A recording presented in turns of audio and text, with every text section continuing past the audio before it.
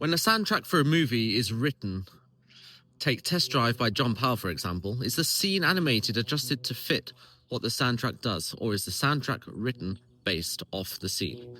Day 130, Ask the Maestro. Well, I'm outside my studio at home at the moment. It's a beautiful sunny day, so I thought I'd answer this now.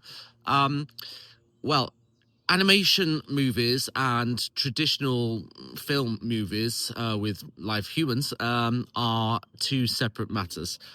First of all, animation. Animation is 99% done first, and then the film soundtracks are written to fit the footage. Traditional movies can be different. Most of the time, they make the first cut first, and then that goes off to the composer, who will then write and score music, and then they'll overlay that and start adding in a second cut, and eventually they'll will chop it up into bits and pieces until they end up with a finished product.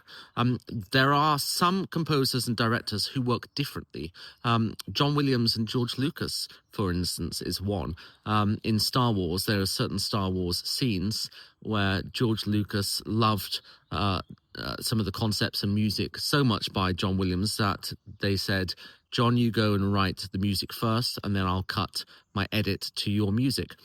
Steven Spielberg and John Williams also do that occasionally. Things like E.T., the famous flying theme with E.T., John Williams wrote that theme first, scored it, and then they made the edit directly to John's score. But most of the time, it's a sort of a hybrid of making a first edit, composing and scoring for that, putting that in, and then fine-tuning and adjusting as they go along. A lot of the time in films, they'll also use placeholder music. So when they're doing an edit, they'll find a piece of music that they like from a library or a piece of classical music, and they'll slot that in, and they'll make edits and cuts to that.